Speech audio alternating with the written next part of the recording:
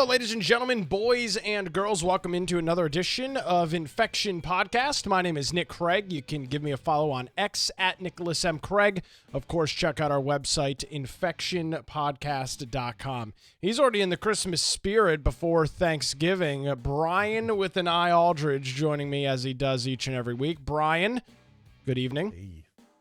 Thank you very much. If you want to find me, of course, find me at Boise Computer on X or at Brian Aldridge on Gab, Getter, Truth Social, maybe some other places that come and go. Of course, my blog as well. So, Nick, we had some pretty big news here in this past, I don't know, couple days? But it's been just a couple days, seems like. Past day. Really blown this up. All happened yesterday and today. I was actually on the air yesterday morning, early, probably in the 7 o'clock hour Eastern time, and I got a Fox Business alert that Sam Altman, and that's a name that you haven't heard before. Sam Altman is joining Microsoft. So, Brian, I guess my question to you, who is Sam Altman, and why is it a big deal that he's joining Microsoft? Well, Sam Altman pretty much was the CEO, I think, of OpenAI, and one of the founders. And all of a sudden, the board voted to remove him from the company. And I think the other co-founder left as well, from what I understand. It's something that kind of came out of the blue, and here we go. This is something to where he is gone, and then the other person left as well. Microsoft turns around and says, "Hey, we're in this whole AI race. We're trying to compete here," and they hired him up. And so he moved to Microsoft, and now the ex-Twitch boss, Emmett Shear, is now the interim CEO of OpenAI, which is kind of just, bam, bam, bam, all these things happen very quickly. There's been a lot of turmoil with this whole thing because more than 700 employees threatened to quit in a letter demanding the resignation of the board and reinstatement of Altman and former President Greg Brockman, according to an article by Reuters. So, and of course, they say a person familiar with the matter, which can mean almost anything I learned from presidential elections. Yeah.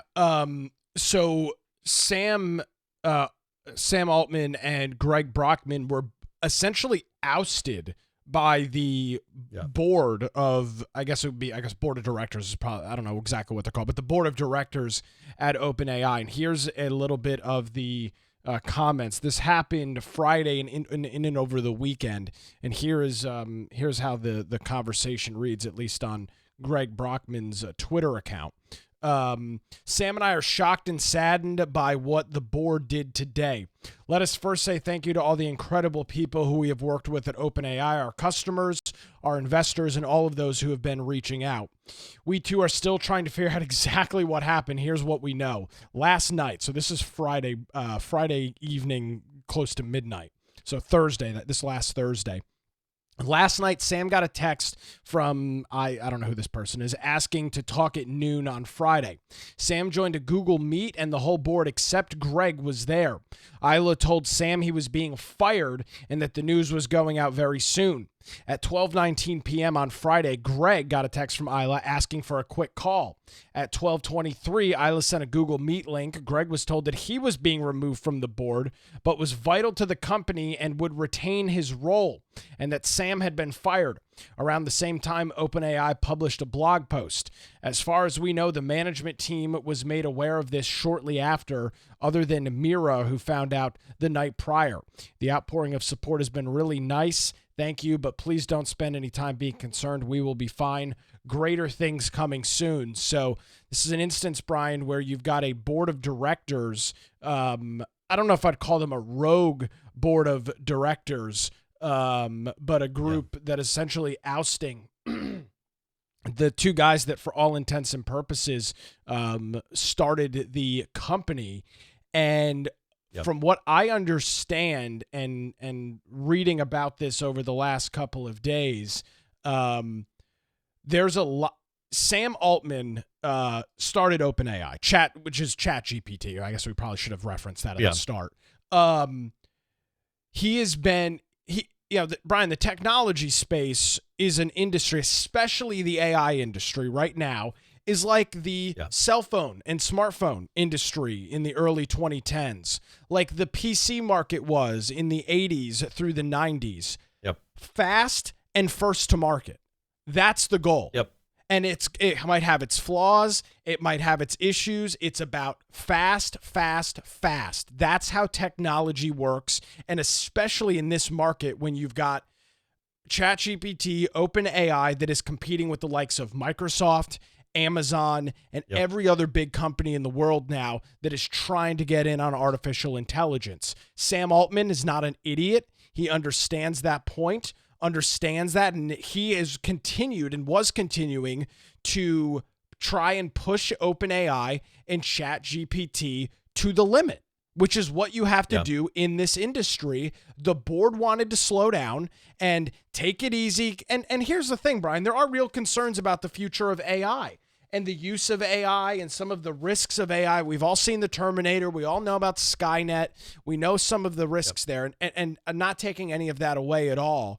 But and the board seemed to be hyper focused on that and was willing to essentially, I guess, handicap the company is, I guess, the phrase and the term I'll use to try and achieve that. Sam Altman said, no, we're going to keep going full freaking steam ahead. And it ended with him getting fired and losing his job. That's, from everything I've read, that's what I understand happened, unless you've seen something different. That's the gist of it. Yeah, and here's one person who said, I deeply regret my participation. This is a guy, last name of Sutskever. This is the person who, in the tweet thread, invited both of these guys to the Google meeting, which, by the way, everybody's mocking why they're using Google Meet, not Microsoft Teams, even though Microsoft is a massive investor into ChatGPT and OpenAI. So yeah, what did he say? Yeah. He says, I deeply regret my participation in the board's actions. I never intended to harm OpenAI. I love everything we've built together, and I will do everything I can to reunite the company. And this is something I think that now, hindsight, I call my kids Captain Hindsight because, he can see everything afterwards. But I feel like this is kind of the same thing with that whole, the OMG, I mentioned him last week, but, they let the one guy go from and he started his own other company competing against them, and then they ended up having to shut down. Like, this is almost going to be that same type of situation where OpenAI may not recover from this. If Microsoft takes all of this emphasis and gets these guys who people want to back, where they look at these guys and they see that they are drivers of AI technology, they have good ideas, they've created things that other people things better than what other people were able to do up to that point in time. Mm-hmm. Like, this is where people are going to put their money behind. And if he goes to Microsoft's putting a huge push into AI. And without these guys, what's the point of Microsoft investing when they now have the people that can help drive the innovation and not have it be behind this whole project and have it be Microsoft's project? Because OpenAI, first of all, was supposed to be open back in the day. Elon Musk backed this whole thing, and he was early on in all of this when it was called OpenAI because it was supposed to be open source. Yeah. And that's something they kind of backed away from, and they closed it off a lot more, and it wasn't truly open, and they started trying to figure out ways to make money behind it, which I understand because, it takes money. But you want to know what would make it to where you don't really need to do that is if you did keep it open source and you provided the technology that all these companies were using to where they just keep throwing money at you. I mean, I remember showing a couple shows ago how these companies throw money behind AI projects or behind open source projects.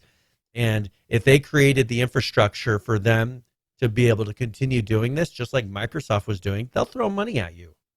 Like, you will make money if you make something like this that is very highly used. But, I think that Microsoft, with all their Copilot that they're doing, they may just, Bing Chat, which uses Chat GPT.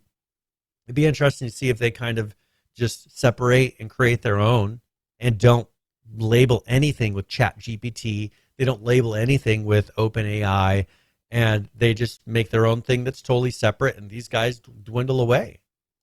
But this is really early on to see where that goes.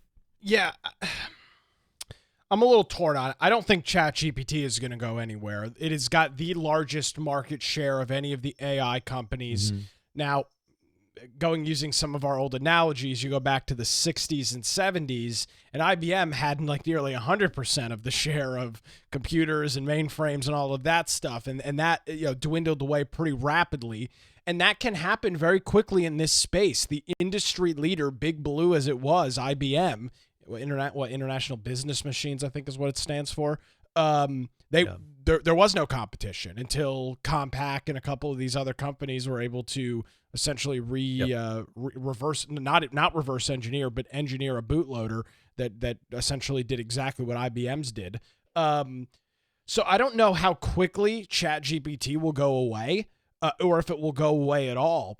But for Microsoft and Copilot, which is their equivalent to that, they've now attracted two of the guys that I would argue, Brian, have led this revolution. Two of the founders of ChatGPT, which if anybody has touched AI, even which a lot of people have downloaded apps and played around with, in all likelihood, they've done it through ChatGPT. And if not through ChatGPT, they've done it through a third-party service that is using ChatGPT as their backend, as their API integration for responding and dealing with some of these requests. So I'm very curious what all of this is going to look like in the future.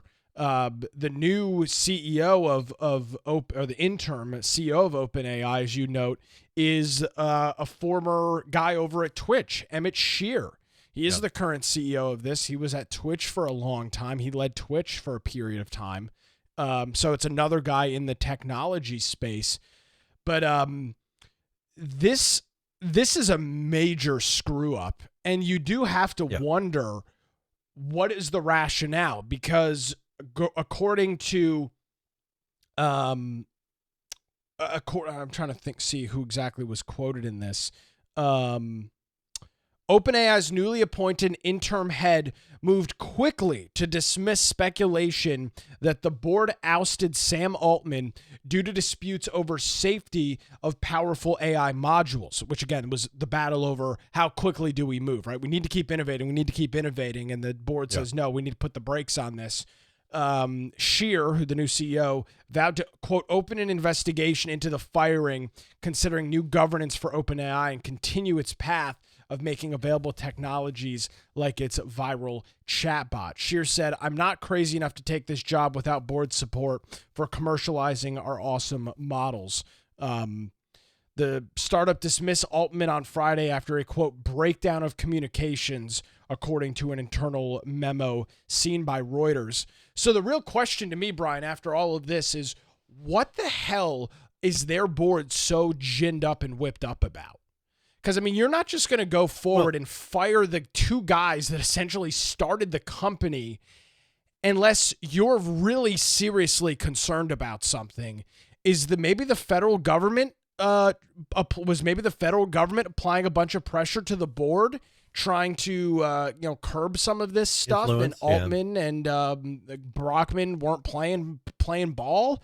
It just seems shocking to me that you could oust these two guys seemingly without a reason. Because now you've got the new CEO saying, no, it wasn't about the disagreement. Well, then what the hell was it? You don't just fire people like that for no reason. Well, I keep seeing where people are saying, we need to slow down AI. I mean, even Elon Musk warns against it.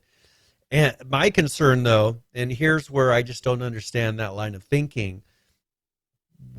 These companies or organizations outside of our United States, let's say China, even North Korea, Russia, people that we don't consider our allies, do you think they're slowing down their AI research?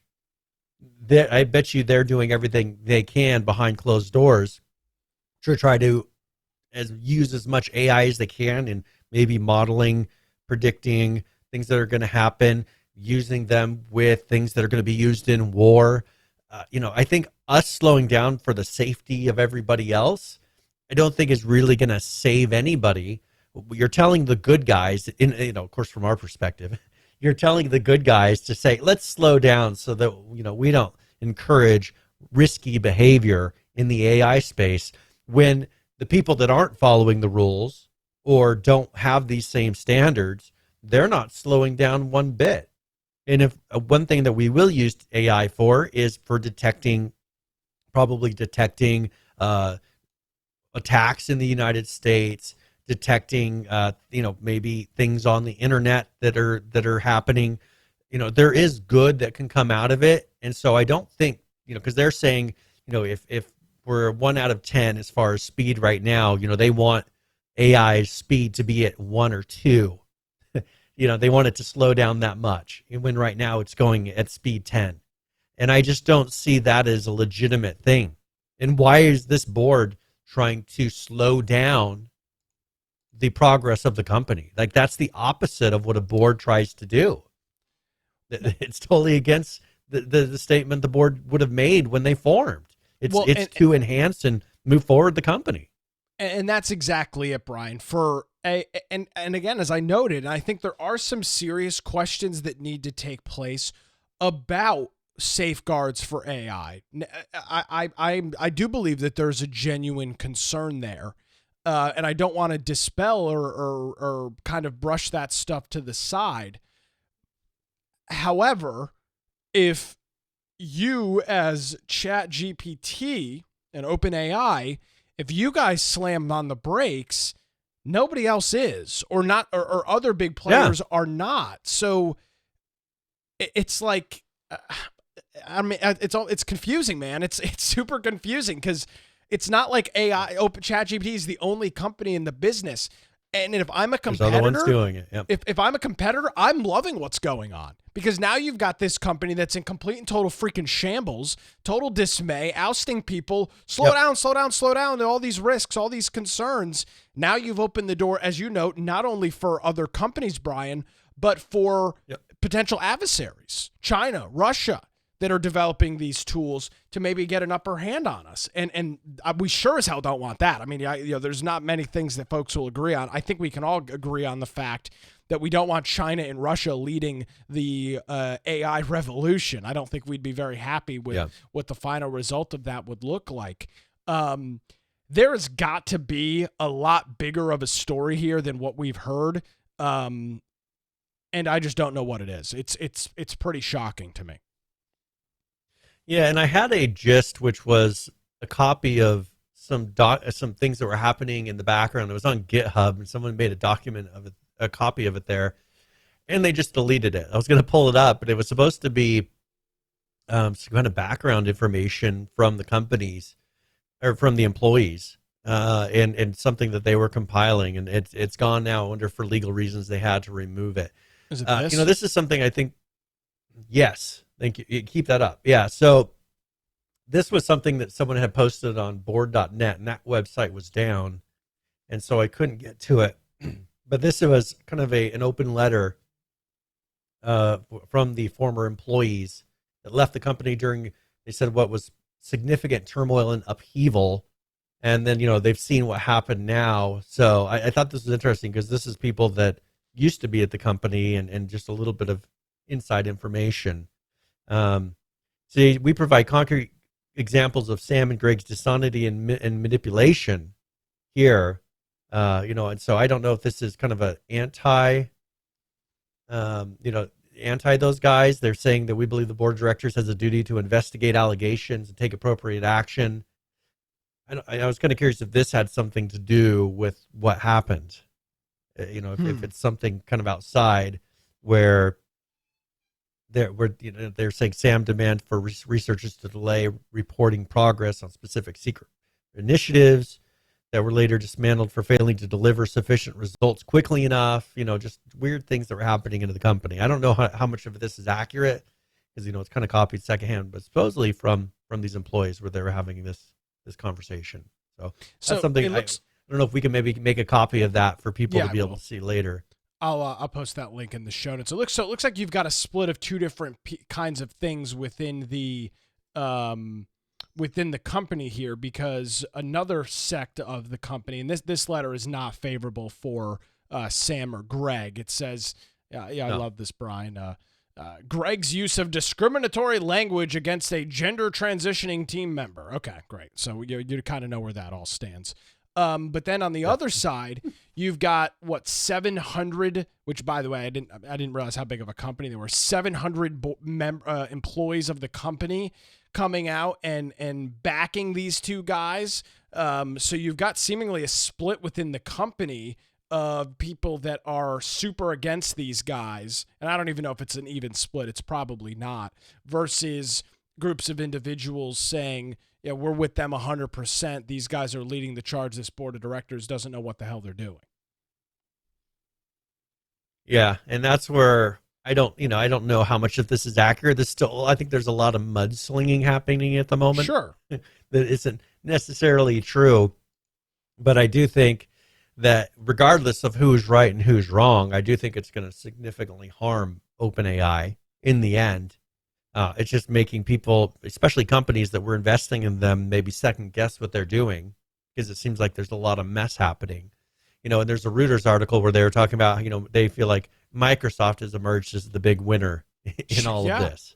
Why not? They've got two of the leading minds in this industry now working at Microsoft. They wouldn't have been able to probably lure these guys over with any amount of money. And now now it was like the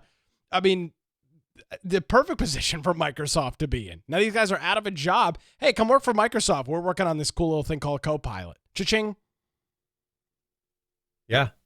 And they've got a ton of subscribers. You always see hit pieces out in the news where they're saying, Copilot for GitHub at least is costing, GitHub tons of money. And then you see other reports later. It's like they got 1 million or however many million subscribers to Copilot. They see this as a winning thing for them. First of all, your computer is going to eventually hit the point where you talk to it. That you don't really need to know how to use a computer. Just say, open Word, create a document that does this. Yeah, I mean, it's pretty much going to be that, but for the computer, where you're less keyboard, you're more talking, and you're not having to say, okay, pull up this document, pull up this web page, give me a summary of what this web page says. That's the future of this. Plus all the other things you can do. This is. We're in the Wild West, as you kind of hinted at the very beginning.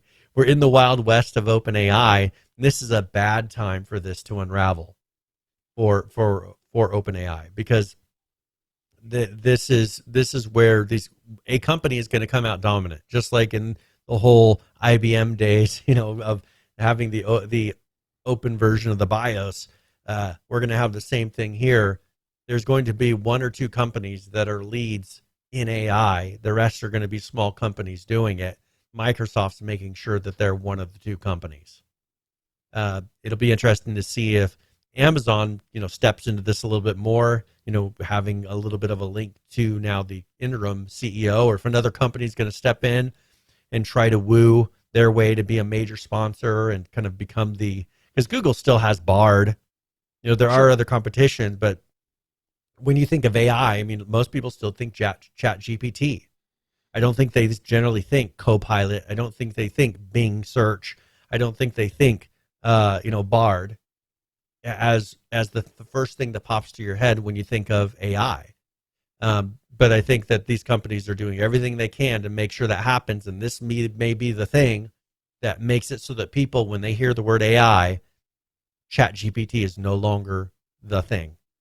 If these guys have so many things pop up to where they're not putting out advancements, other companies are putting out advancements, and that becomes the new name.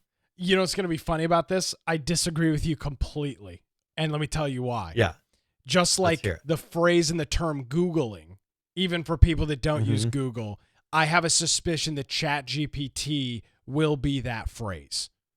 Oh yeah.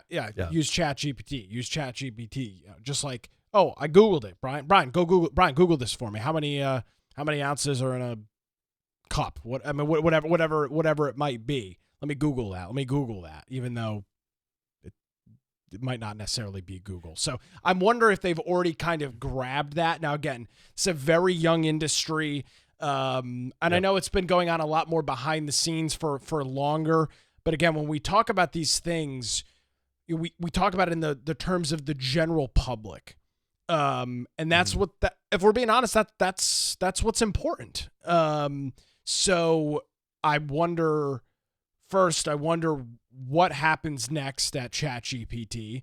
I wonder how quickly Microsoft is able to move, because as we know, Brian, you go to a company like Microsoft, and we've been highly complimentary of Microsoft, especially with some of the stuff they've done with Xbox.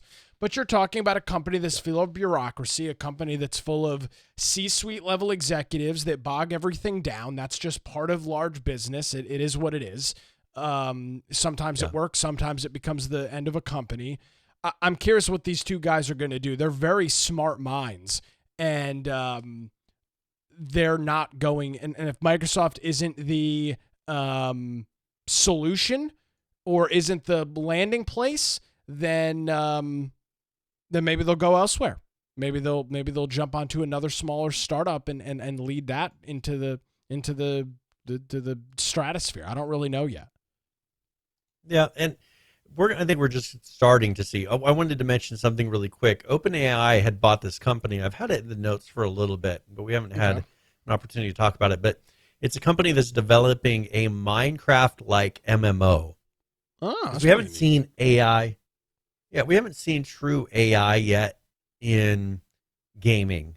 That no real AI, and this is going to be to where I'm assuming you can pretty much have it build worlds that seem more realistic, and things like that. Because the beauty of Minecraft is you can have just crazy things that you build, or really random environments.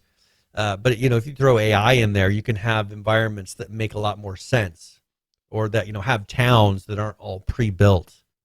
Pathings and roads and things like that. This is just the very beginning, but this is interesting that they bought this company. It does state in here that they might get put onto the back burner for a bit, or for now. But this would be interesting to see if this does go anywhere, and it might be something that if it competes against Minecraft. Microsoft owns Minecraft. I'd be very surprised if they didn't implement AI into Minecraft very quickly after this. After something like this were released.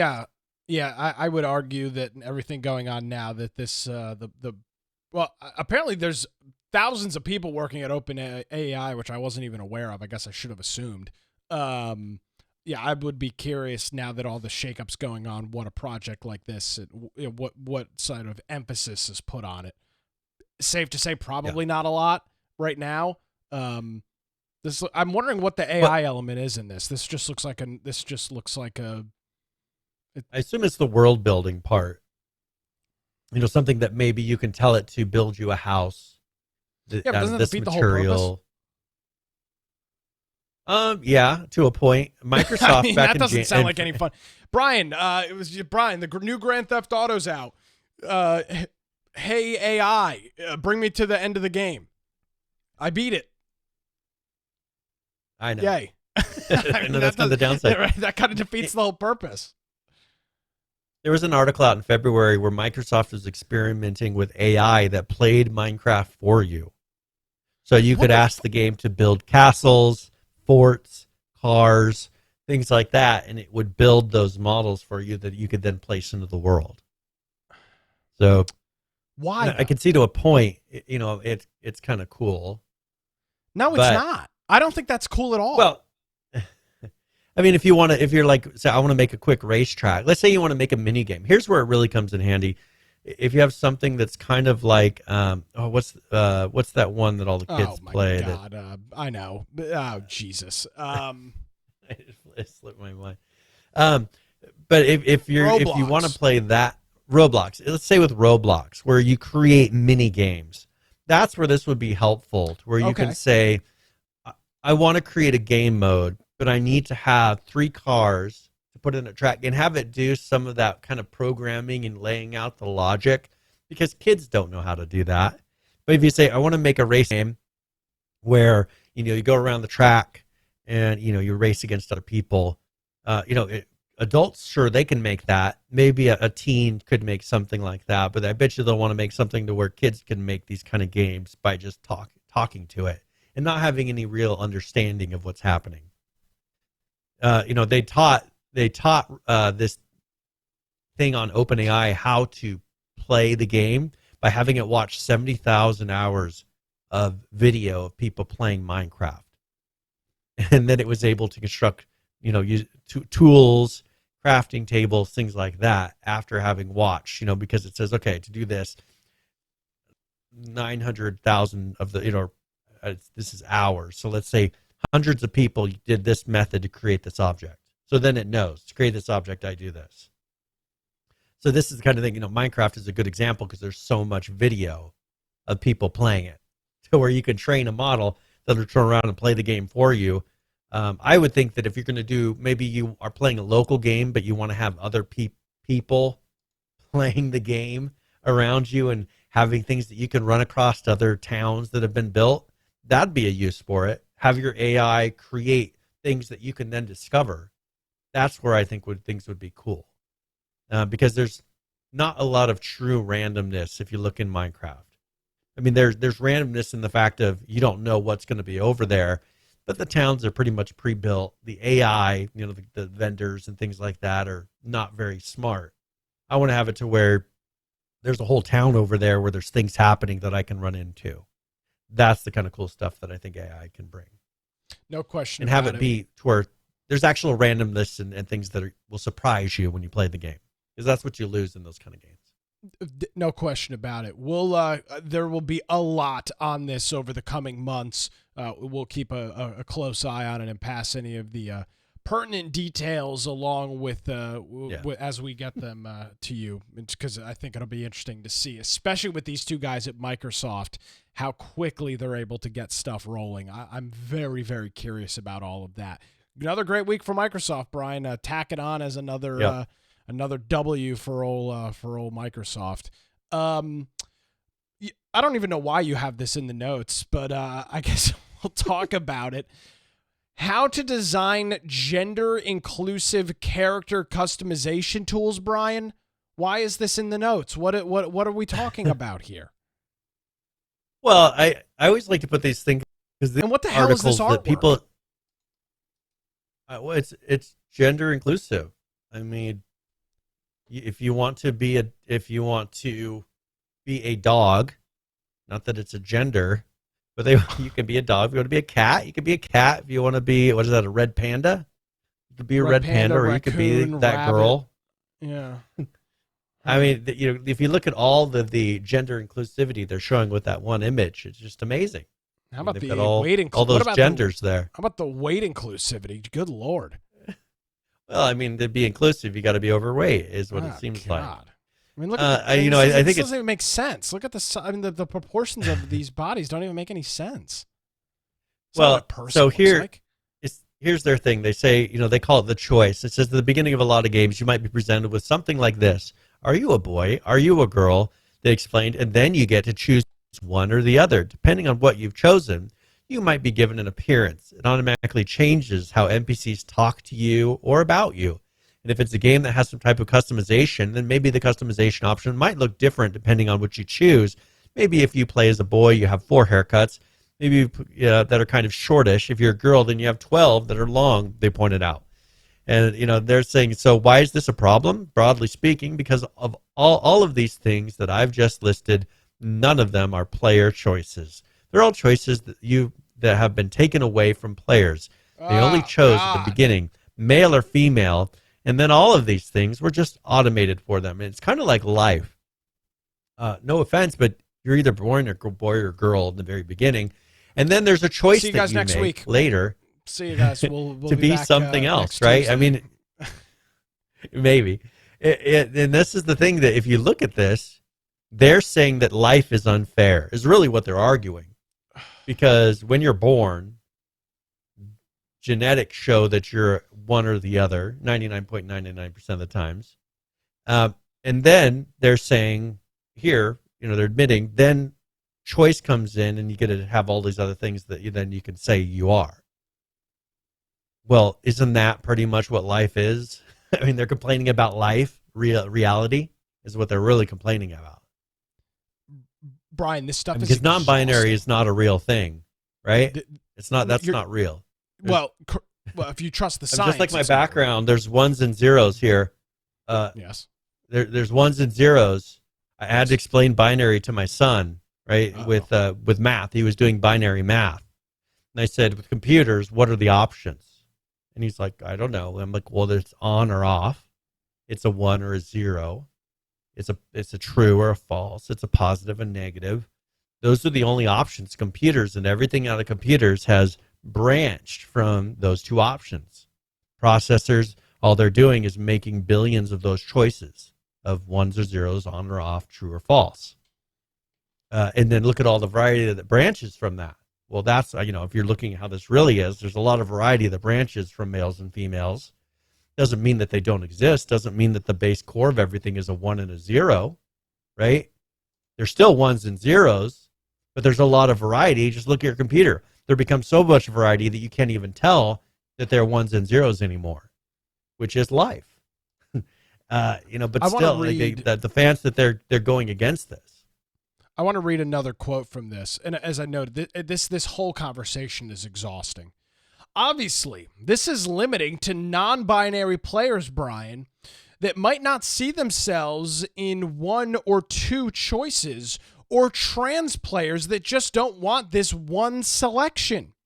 But to be honest, this limits all of our players, whether they're trans or cisgender, because at the end of the day, everyone benefits from having more player freedom. And I'm sure you know some men who have long hair. So, and this is where I get triggered by all of this.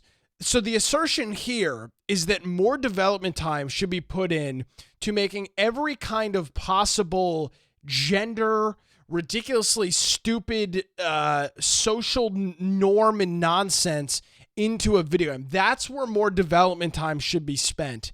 I have never understood, and maybe I'm just too much of a normie, Brian, but I've never understood the whole character creation thing.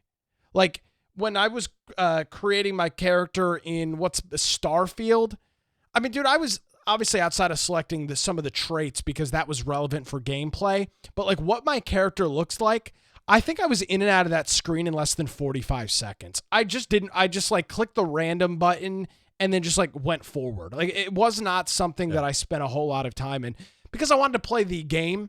This isn't Character Creator Simulator 3000. It's a video game, and what your character looks like, or if it matches your your gender or whatever the hell you want to identify with. I just don't understand why they want this to be such a huge part of the development process. This is where resources should be spent. It doesn't make any sense to me. How about the game? Yeah, and Like, that's kind I don't know. of the issue is they've really pushed this pretty heavily, and I can understand in some situation, depending on the game, maybe it will matter to you. Maybe. I mean, if you're doing maybe a sim game or something where you do want, where there's kind of like, what was it, Second Life? What was the name Second of that Life, one? of course. Yeah. Yeah. So Second Life back in the day, I can understand if someone wanted to make a character that resembled them in some ways, to have that freedom. But, when it comes down to generic games, the things that they're pushing is such a small percentage of the population that you're really, I mean, you're alienating 99% of the population or 1% of the population.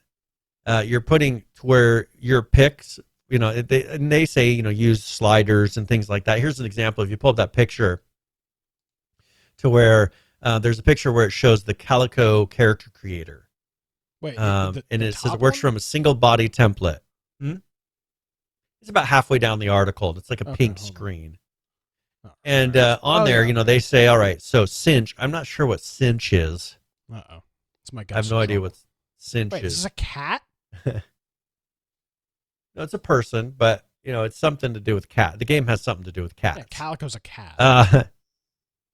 Yeah, but this is this is something in the game. But you can see how they do like plus. I assume that's size. Bottom. I mean, is that the size of your bottom? Shoulders, nose bridge. I mean, so you have one character that's kind of a neutral character, and then you slide these things.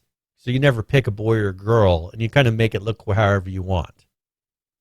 Okay, great. But look at how much more difficult it is to create a character. I just want to have a kind of a generic character. They don't have any presets. You're now having There's no to random either button. be Pat, from Saturday Night Live, where you're like, okay, I can't tell what that is, or you're going to have to sit there and try to figure out how to make someone who looks like a human, an average everyday human. And I just don't know. Like, this is just odd. Like, they're so scared to have presets because then you're saying you're then identifying what put air quotes normal is, right? That's what they're scared of. They don't want to call anything normal, so they have to create it to where everything is just they're just as just as much chance that you may look like that as you look like a boy, or you may just as much chance of looking like a girl. They don't like this idea of two idealized bodies. That's what they don't want. I don't even know. I cannot believe that this is a serious conversation that we're having. I mean, it's something big, and I can understand, one thing. So here's something that Dove, an open source Afro hair library, launched. They call this Code My Crown. Oh, I remember talking about this months ago. Yeah, it's a free guide that offers game developer resources to represent black hairstyles in games better. Great. Now, this is something I'm not. I said great. I'm not. I'm not against this. This is so that the hairstyles that are shown aren't just something that kind of is a mockery, or they're not all dreads. Because a lot of times the problem is game developers will do things like dreads because they're easier to represent in a model with low poly, with low amount of triangles and everything. Sure. It gets difficult, but technology's kind of caught up to where you can have more realistic hairstyles. Because if you think of how the past was, here, like my haircut is kind of how NPCs generally ended up being, because it was easy to do. There's low poly. This is kind of a fake, set of Your angles fake? Here. Well, it's in the NPC world, yes. It's an easy way to represent. More complex hairstyles are very difficult to represent in code.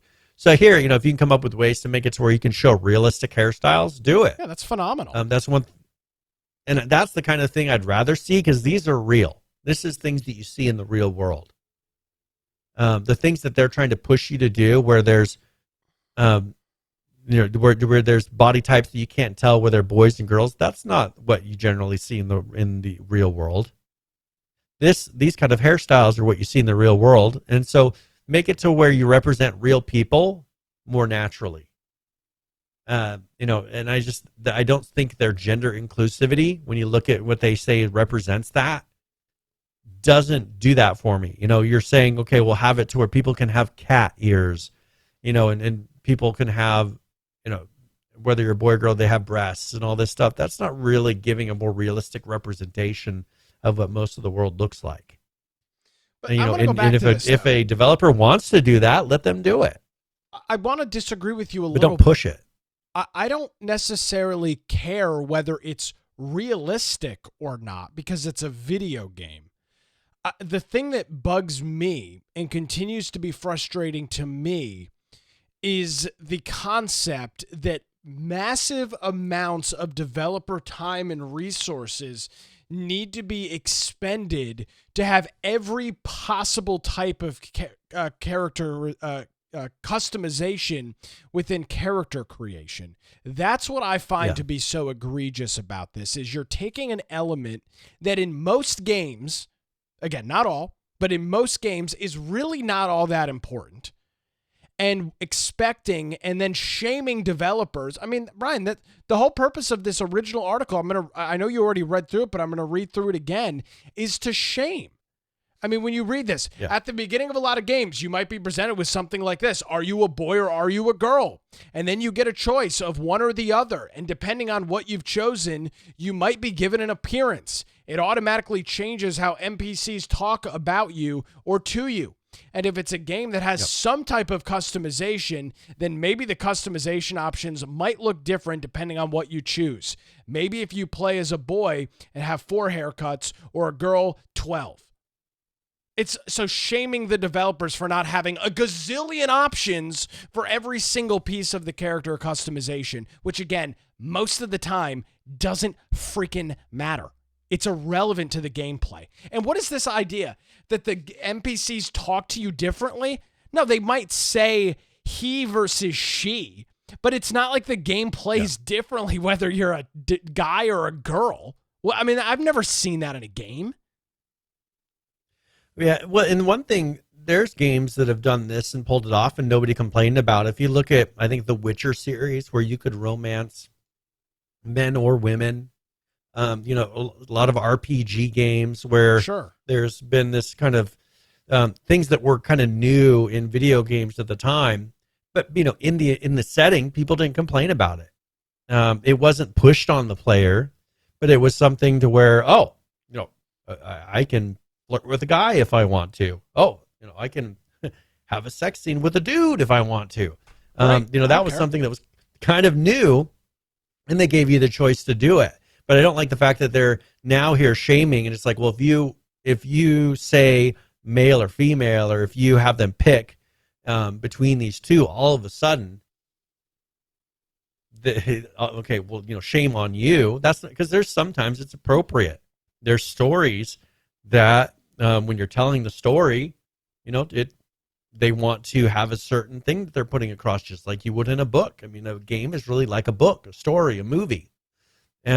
You know, if you want to have one where it's based on all of these topics, to where, you know, there's 2 maybe females that are, you know, heavier set, that are in the woods with a bunch of random animals.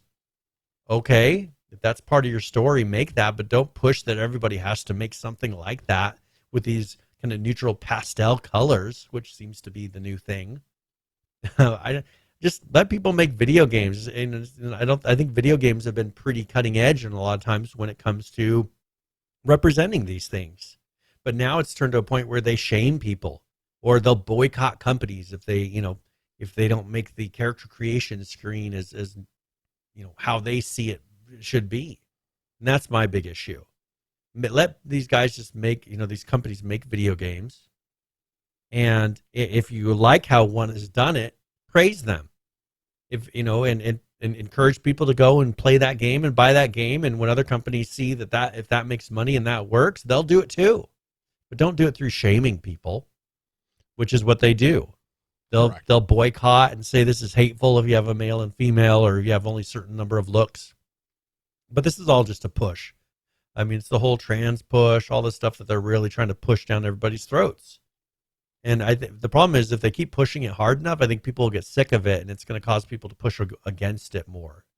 Which and I don't want people hating people because of it, but it seems like there's a lot of hate coming from the other direction right now. You know, and it's not creating a healthy environment. And so I think that they need to figure out how to be kind and accepting themselves, because that's not how they're really being when it comes to talking about these topics. No, they're nasty, they're vitriolic, and they're hateful about it. And then when you react the same way, Brian, then you're a bigot. I mean, that's essentially where the conversation stands right now.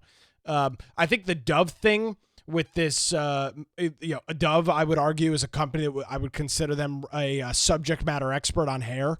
I think that's a safe assessment and assumption to make. I think this is phenomenal, making this resource available to game developers to make more realistic hairstyles. Great. All for it.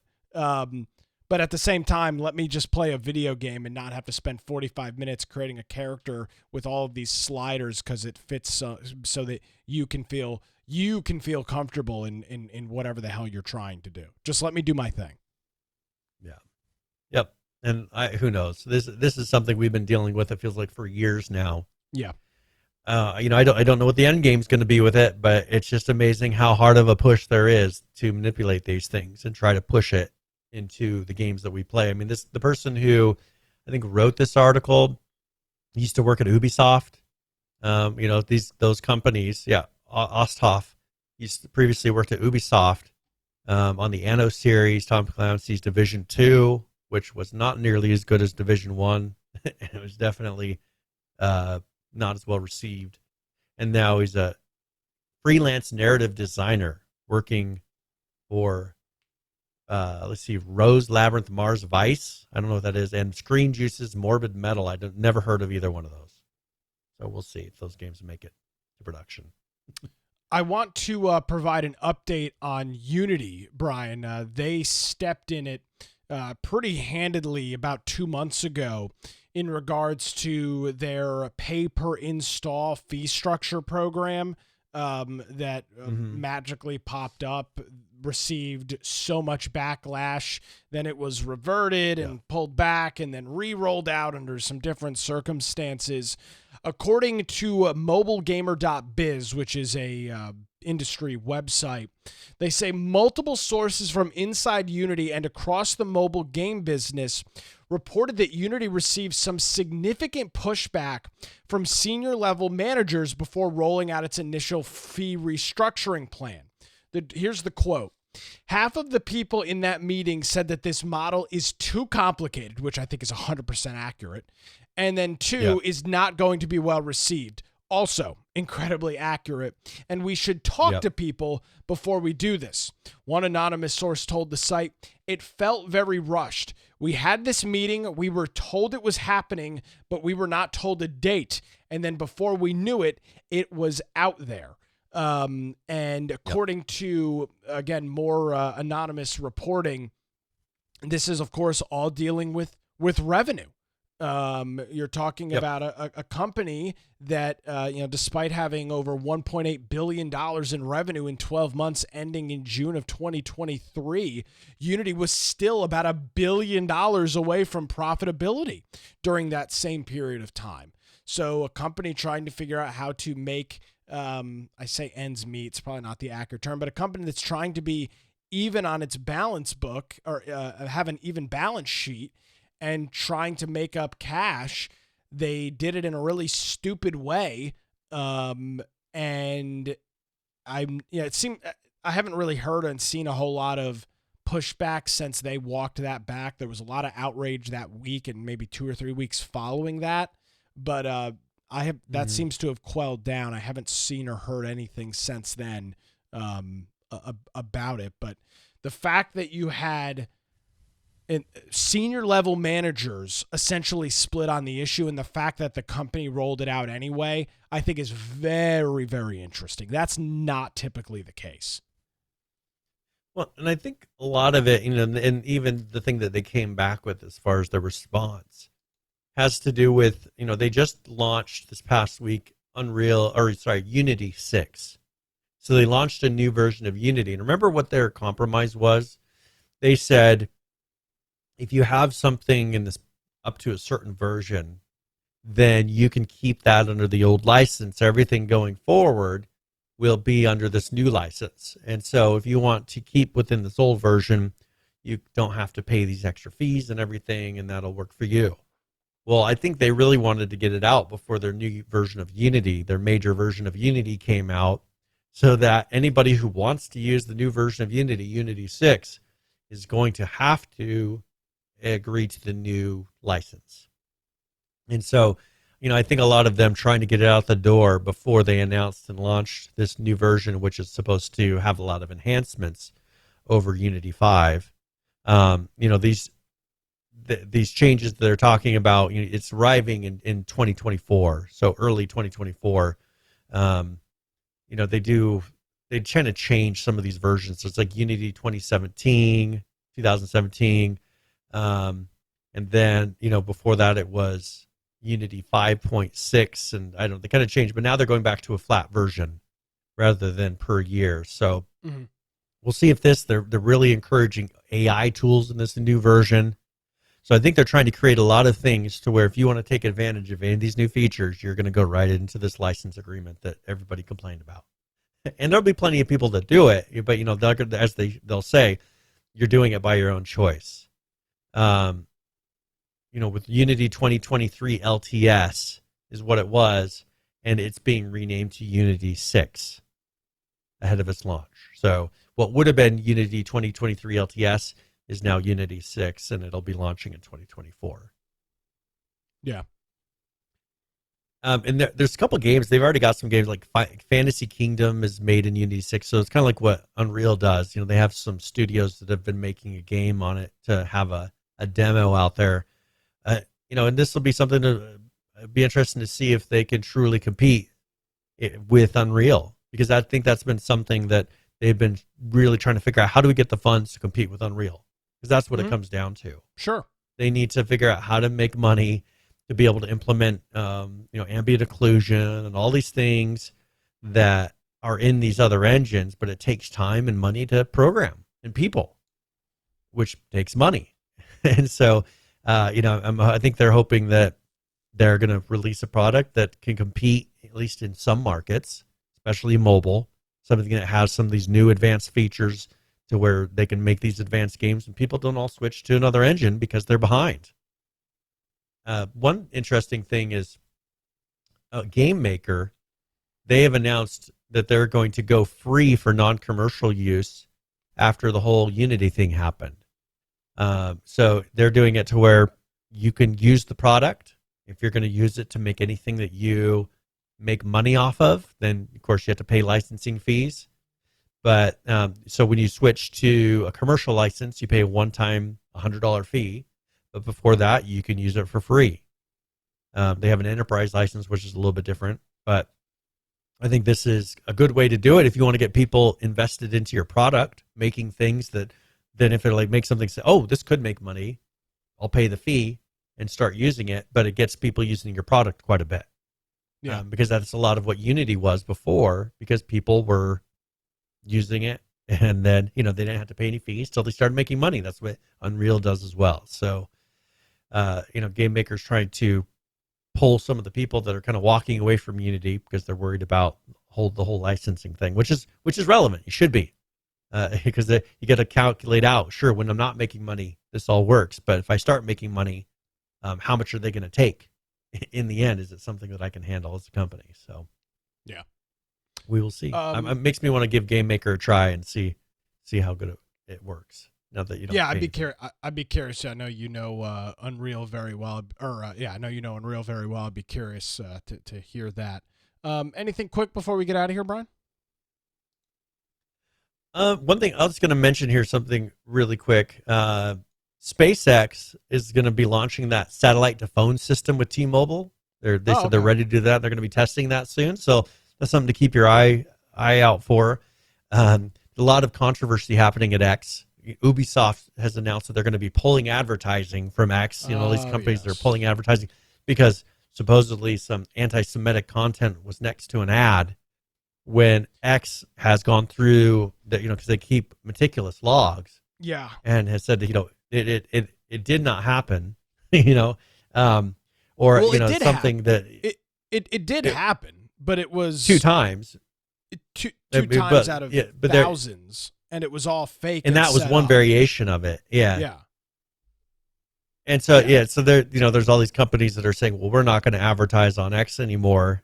And it really just comes down to anti-free speech. You're saying, well, we don't want anything to be shown next to something that we don't agree with. Well, 50% of the country doesn't agree with you. So you're saying you don't want to have any of your advertisements showing up to 50% of what the world's beliefs are, and not necessarily even that thing that they're claiming, but you don't pick and choose on a dynamic environment like X. You don't pick and choose what people say. You don't have that control, in advertisements dynamically lay out. It's just kind of crazy how people are reacting to this. It seems like it's very orchestrated by these companies. So yeah, and the news in the last day is that now X is suing Media Matters, which is a far left progressive rag that put this together, Yeah. claiming defamation of character. Here's the claim from the legal battle. Actually, no, this is from the CEO of Twitter. Here's the truth, which is not Elon Musk, by the way. He's the owner. Not a single authentic user on X saw IBM, Comcast, or Oracle's ads next to the content in Media Matters article. Only 2 users saw Apple's ad next to the content, at least one of which was a fake Media Matters account. Data wins over manipulation or allegations. Don't be manipulated. Stand with X. Texas Attorney General Ken Paxton on Monday said that he's opening an investigation into Media Matters for potential fraudulent activity. So what they did is they created a bunch of fake Twitter accounts, liked a whole bunch of accounts promoting this content so that that's what the algorithm showed them, and then said, oh my God, look at all of this. Look at these ads next to all of this hateful content. You would assume Media Matters, which is they're a pretty smart group, Brian. They're very manipulative. They're good at what they do. You think they would have been smarter to this, but Elon Musk has freaking played them on this whole thing. And they've got the actual logs and evidence to back this up. They are screwed if this goes forward in terms of litigation. Screwed. Well, good.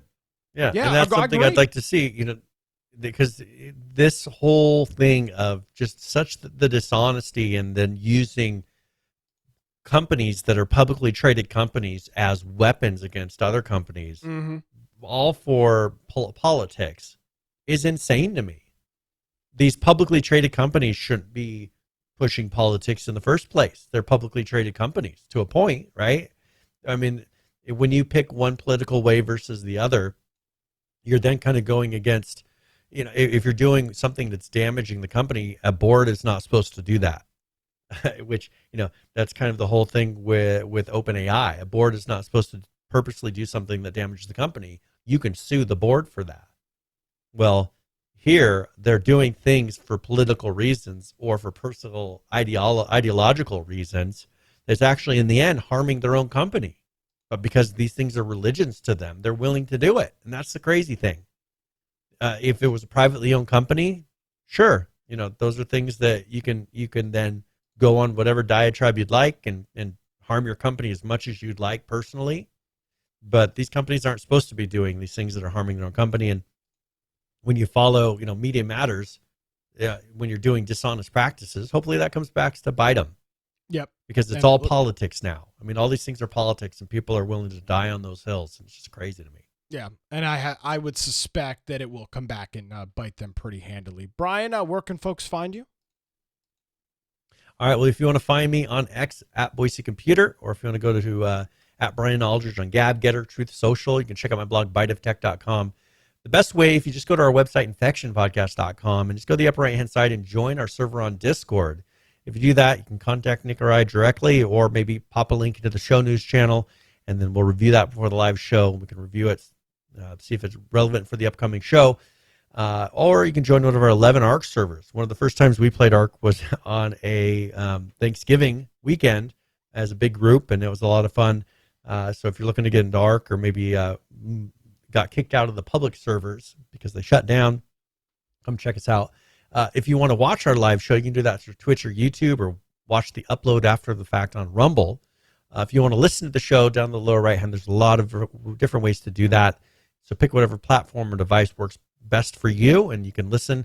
And if you are listening, that means that the show notes are already uploaded onto the website, and you can go click on the particular episode that you're listening to. There's a video and audio player built right in that page to make it easy, and then there's links for everything that we discussed throughout that show. So maybe there's a video or source material you want to dive into a little bit more, check out for yourself.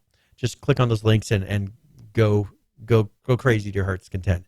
If you want to support us, you can do that through the support menu option up top, or you can go to infectionpodcast.com/support. Absolutely. You can totally do that. Brian, as always, greatly appreciate it. Have a nice Thanksgiving, and we will catch up with you next week. See you later. Alrighty, folks. So that's going to do it. You can check out my day gig.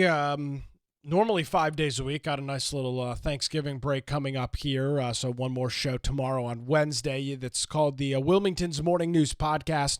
You can find it on my website, nickcraig.com, or listen to it in your favorite podcast app. You can follow me, Raising Hell, over on X at Nicholas M. Craig. I've had a couple of tweets, gained some couple thousand impressions on some interesting issues over the last couple weeks. So always growing and moving over there. And of course, if you miss any portion of today's show, well, there's only one place to go. That's infectionpodcast.com. Thank you so much for joining us, everybody. Have a great week. Have a great Thanksgiving. We'll see you next time. Bye-bye.